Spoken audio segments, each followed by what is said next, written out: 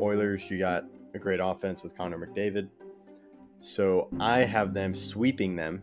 Yeah, well, I don't think you heard my point. The San Francisco Giants have 3 more in the 2010s than the Rangers have in their entire history.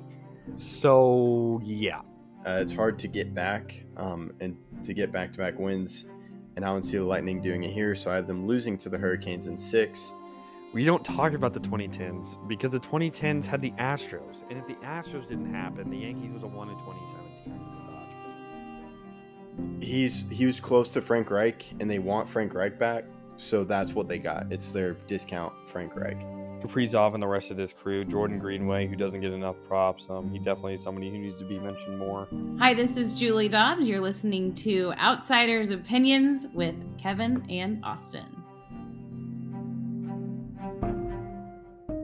What's up, y'all? Welcome to the first video officially after our anniversary video, so make sure you check that out. We are entering year 5, and of course, a staple. Things have changed, talked about it, but championship or bust. It started with the NFL. This one, maybe the most teams. I don't know. We've had a lot of teams in other sports. I think we've had 6 before. We've had 6. I don't know if it was in the NFL. I think it it definitely was in wasn't the in NBA. NFL. I think it would have been NBA, yeah. But we were talking, it is a unique year. And the person you hear, of course, is the guy that I've been doing this for and entering 5 years with, Austin. Yep. It's going to be, like we both said, an interesting year. I'm excited. But what team do you want to start with? We will not include the Chiefs in this, even though this is our historical year. Travis Kelce is under contract for another year after this. I don't think Andy Reid's going to retire until Travis Kelce retires, at least. So I think they have some time, and still they've won back-to-back. Who can blame them if they lose? Yeah, that was the question. We debated over some teams, but this is a co-list, and I agree with it. It was just, I was wondering, because they're on the edge. Like, do they have expectations? But we do know people that are Chiefs fans, so that could also be influencing it as well. Because it would be great if they went 3-peat, which has never happened before, or a very long time. Very, very long time. It doesn't really happen. And it's not a big deal if it doesn't happen. However, I do think we should talk about the teams that are definite. And then we'll talk about the teams that you and I debated. But we'll start with the team that was in the NFC Championship game, leading it. And that, of course, was the Lions. Yeah. This is a team that expects to win the NFC. And when that's the case, you're Super Bowl or bust. They were up 10-plus points in the NFC Championship game last year. And they haven't lost anyone, really. Their team looks better, in my opinion. They have another year of Jahmyr Gibbs, another year of Penei Sewell getting even better, of Aiden Hutchinson getting even better. Their defense, their secondary, much improved. They have Sean Murphy-Bunting now, the old Tampa Bay Bucks corner, so their secondary is improved. Their team looks better. And they just went 13-4, 12-5 last year, and I definitely could see them being a team in the Super Bowl. Which I did not think was going to be something when we started our podcast. I did not think that was going to be something I was saying. Yeah, no, I would say from a skeptical Lions fan and someone that was debating, I'm sure with the Lions, you're like, I'm just happy they're good. But from a standpoint, you were just in the NFC Championship game. You had a commanding lead. And, of course, the Niners won, but you got to believe you got to be back there again and win it this time. Yeah, and they made additions. Their team is better on paper, in my opinion. So I'm definitely excited for how this is going to turn out for them. And, I mean, I am a Packers fan, but seeing the Lions be good is not something I'm opposed to. Yeah, I don't know. I'm kind of in just bitter NFL fan mode right now. So, especially NFC. But it's still fun. There's some great stories, and you could argue how about the paying for Jared Goff. I know they gave him an extension, but just how that's all going to last with their wide receivers and everyone around it, because you're probably going to have to pay Aiden Hutchinson. They have a great offensive line. So there's that. But I will say this one is definite clear cut. These are the Niners. They lost. And this is the year before Purdy gets paid. We've talked about quarterback contracts. It's in the quarterback rankings. It's I don't know how, I think I've struggle with this word every time we discuss it. It's the inflation of a quarterback scale, because no matter the skill level, the contract's just getting bigger and bigger and bigger. So if you're the Niners, where you have all these great weapons, and Brock Purdy is a good quarterback, and he fits in the Niners system, that's proven. My question is about how he is as a quarterback, but he works with the Niners and that offense. But if you give him that money, which is the problem they're about to face, but this year it's Super Bowl or bust, because if you win a Super Bowl, no one's going to care what you pay Brock Purdy, because you're going to be, we won. He, greatest quarterback ever, whatever. He won. That's it. So this is Super Bowl or bust, because they've reached it. They've come close twice in the span of our channel, or maybe the year before. Yeah, the year before our channel, and then obviously last season. Yeah, so and they made a lot of NFC Championship games as well. Mm-hmm. They've been competing, and the next step is winning that Super Bowl. They were a touchdown away. Yeah, I mean, that's a great way to put it. Did I just steal all your talking points? I mean, it's not much to talk. I mean, it's a team that you can't really argue against. I think everyone's going to get it. It's not one that I really have to argue for either, because like I said, everyone's going to get it. Got it. Okay, so I'll choose a team you argued for. And I'm going to go Eagles. Yeah, the Eagles signed Saquon Barkley. They get Devin White. They get some other guys on their secondary as well. They still have Darius Slay. It's a team that was in the Super Bowl 2 years ago and lost to the Chiefs. They had the experience. Jalen Hurts did have a down year, but they still have probably or close to the best wide receiver tandem in the NFL, and A.J. Brown and Devonta Smith. And that's enough. I mean, that's a lot. Their O-line is still really good, even though they lost Jason Kelce. Lane Johnson only has a couple years left, but he's still good while he's playing. They should still have an elite team. Dallas Goedert's a good tight end. Their defense, again, they picked up Bryce Hall from the Jets. They have some good guys, multiple 10-sack guys on their team. It's a big year for them, and I definitely think they're Super Bowl or bust, because if they're, I don't know why they wouldn't be. Again, considering the fact that they made it to the Super Bowl 2 years ago, and last year was a disappointment of how they ended the season. I do think it's Super Bowl or bust. And you can argue about Fletcher Cox. This could be one of his final seasons. Didn't he retire? Oh, did he retire? Wikipedia says, oh, dang it. Read it wrong. He is a former football. Dang it. That's my bad. I was like, I thought I heard he retired, but I guess I could be wrong. I Googled it, and I saw he plays for Eagles. Dang it. That's on me. That's my bad. Should have, but yeah, so I thought there was another old guy. I guess Darius Slay, too. He's aging. There were debates about his contract. My point, which is confirmed, they have Kellen Moore, and then, oh man, why am I forgetting his name? Vic Fangio as the defensive coordinator. They bring in new coordinators because it just didn't work last year. They lost both guys after the Super Bowl. So that does push them. Hey, we're going to be much better. And the view from the year before last, we're going to be back in the Super Bowl. So they are a Super Bowl or bust. I'll let you choose. So we've done 3. Correct. Yep. So Lions, Niners, and Eagles for everyone at home. Let's do AFC. Yeah. Let's. I mean, we only have our 3 AFC teams left. AFC.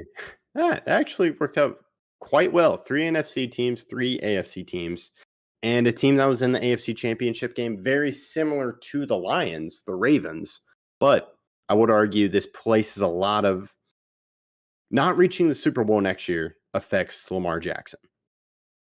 100%. I think it affects his legacy. I think it doesn't really affect John Harbaugh all that much, but I think it would a little bit, because he's been with the team so long, and to only make one when you have a 2-time MVP winner like Lamar Jackson, I do think it hurts. You add Derrick Henry. You have another year under the belt of Zay Flowers. Your O-line is good. Your defense is going to be one of the best in the NFL again with Kyle Hamilton another year. Their defense looks amazing. It's a huge year. How you can't really have a better year than last year without making it to the Super Bowl. Yeah, and I do like how you brought up John Harbaugh, especially he's been with this team. He's seen the quarterback issue, and he's a good coach. It's you could argue about, is he a great coach? Is he one of the top guys coaching because of the lack of playoff success? I would say they've made it to the AFC Championship game twice. Maybe, yeah, twice. Or was it Wait. just once? I think it's just once because it was the Titans, Lamar's first MVP. Yeah. Then the next year was the Bills. Did they do anything? The next year was after? the Bengals, and then it was the Bengals again, and then it was the Ravens. So I think it's just once. But is there anything time after Joe Flacco and they won? Like, did they face the Patriots one year? Not after, because remember the year, if you're thinking like 2014, that was the divisional round. Yeah. Because the AFC Championship that year was 2014 would be, I think, Broncos, Colts. Patriots. Colts. It was Deflategate. Colts. Yeah. And then 2015. Yeah. Okay. Yeah. Wow. So, yeah, that puts into perspective about John Harbaugh. Kind of, if he didn't make it to the AFC Championship game and wasn't still with Ravens, you could be talking about him similar to Mike McCarthy, how he's viewed now. Of just kind of, man, that was just a one-off year. Could argue Doug Peterson as well. Yeah, we'll have to see how that ends up turning out, but I definitely think this is probably the easiest AFC team to choose. Yes. I'll let you choose out of the other two. Let's go with the Bengals. The Bengals were a team that made the Super Bowl in 2021 and lost a heartbreaking game. They've had some issues, but they're the only team besides Brady to beat Mahomes in the playoffs, so we know they can get it done. They won a lot of games after Burrow's injury, and Burrow says he's 100%. Looking at the preseason, looks really good. They've had some contract discussions or problems, whether it's between Trey Hendrickson or T. Higgins. They lost Joe Mixon, but they do have a running back with Zach Moss, and they also have Chase Brown. They have a good wide receiving core outside of just those top two guys, and I really do like this team. When you have a quarterback as skilled as Joe Burrow, it's hard to not say they're Super Bowl bust. Sorry to interrupt. Yeah, no, I think that's a great point because Joe Burrow is the second best quarterback. He is the guy that's beat Mahomes on the biggest stage, and that is the playoffs, especially with Mahomes. So it's viewed like that. I would argue, I believe T. Higgins is the number one. Check out our number one wide receiver video. But so losing him would hurt. Then you also have to think about paying Ja'Marr Chase, and their defense, I would say, is underrated. They're a solid defense. The offense gets it done, but the defense makes some critical plays, and they paid guys for that. And that's going to be huge when that money's not going to be there because you're paying Joe Burrow. We talked about the quarterback contract issue, and then Ja'Marr Chase, T. Higgins, also offensive line. They've paid for that. And now you're not going to be able to do that in defense. And that's what's been so special about this team is their defense because they played well last year. So the Bengals deserve to be on here. And it would be crushing if they don't make it to the AFC Championship game if Joe Burrow's healthy and if the whole team's healthy. Because last year was understood. Joe Burrow's not healthy. We're not going to be able to do it. And they still almost made the playoffs. Yeah, they still almost made the playoffs. I think there was a bet I almost had to do. Couldn't remember. Yeah, I think it was a Zach. I think we had to do a Zach Taylor apology video from Kevin. Yeah, I was going to. I still think we need to do one eventually, but maybe we'll do that after. If he wants the Super Bowl, yeah. If he wants the Super Bowl, I'll do an apology on Instagram or whatever platform. YouTube Short or something. YouTube Short, yeah. So if you're watching Zach Taylor, and then that would kind of, because Zach Taylor does have questions. Not you always me, have from questions. Kevin. Well, yeah, and I would say you can always be questioned if you haven't won a Super Bowl, like John recently. John Harbaugh is dealing with that. True, but I don't know what else Zach Taylor could have done. Again, in his years, he beat Mahomes, lost to Mahomes, and then his quarterback got hurt. So, and they still went to the playoffs. So he's done what I think would be enough for me to be confident in his abilities. But yeah, he's a solid coach. Yeah, we'll see. Now, the final one, which fits the idea of maybe this comes from the NBA, where big trade, Super Bowl or bust. They're shooting for the moon, and that team is the Jets. The Jets are a team that has Aaron Rodgers. Aaron Rodgers has only won one Super Bowl. That happened with Mike McCarthy, and it's been a chaotic career. He's someone that Kevin mentioned this before the video. He has one more year on his contract, but he could do a a retirement. He could demand a trade. He could sit out a year. We have no idea. And every year you have a quarterback of this stature, of this all-time great, it's a Super Bowl bust when they reach 40. He's the oldest player in the NFL. There's only 2 players above the age of 40 in the NFL. Kevin, do you know the other one? Matthew Stafford. No. What? It's not a quarterback. Oh, dang. I thought Matthew Stafford was up there. Oh, dang. I believe, nope, Calais Campbell. No, Calais Campbell. No. What? Dang. Matthew Stafford is 36. Really? I thought he's Yeah. like one of the older quarterbacks. He probably is. He's just... Okay, who's Calais the second Campbell's guy? 37. Dang. Wow. Can't believe he's 37. There's a Yeah, I player can't who's think of 40 and on a team currently. Huh. Yeah, I don't know. Mercedes Lewis, the tight end for the Bears. Oh my.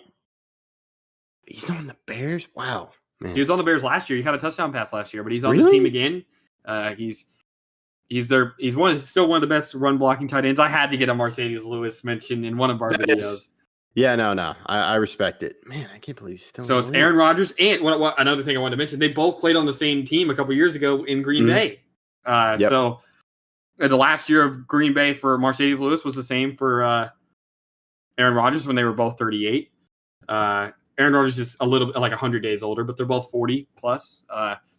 And because of the age of Aaron Rodgers, this makes it Super Bowl or bust. You made great points also with the fact that Garrett Wilson's going to be paid big. They have some good guys on defense that are also going to get paid, whether it's Sauce Gardner or someone else. So they have a big incentive for this to be a Super Bowl or bust year. And again, I don't know who their quarterback is going to be after Aaron Rodgers. I don't think they care.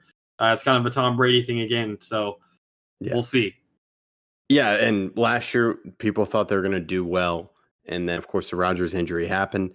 And I would say, go back to my NBA comparison. Aaron Rodgers might be the closest thing to a player we have in the NBA, in the NFL.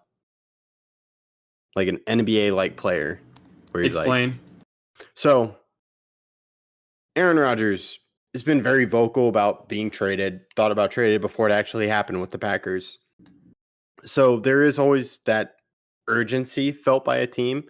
And I would say the Jets are feeling that because he could leave. We talked about the volatility he has. And to me, that can be sensed with some NBA players and kind of forces the win now mode. Yeah, I could definitely see that. He definitely forces his way around more than the average NFL guy. But we'll see. Again, it's going to be a big year for the Jets. The Jets it's been a while since they made it to an AFC Championship game. It was back with Mark Sanchez back in 2011. Cowboys legend. Yep, and it's going to be a big year for them, and that's why they're the last team we mentioned. Yeah, they made moves to put himself into this. And yeah, that's all we got. Let us know your thoughts in the comments and maybe drop some Super Bowl predictions down in the comments. We appreciate all the comments and thank you for listening to Outsiders Opinions.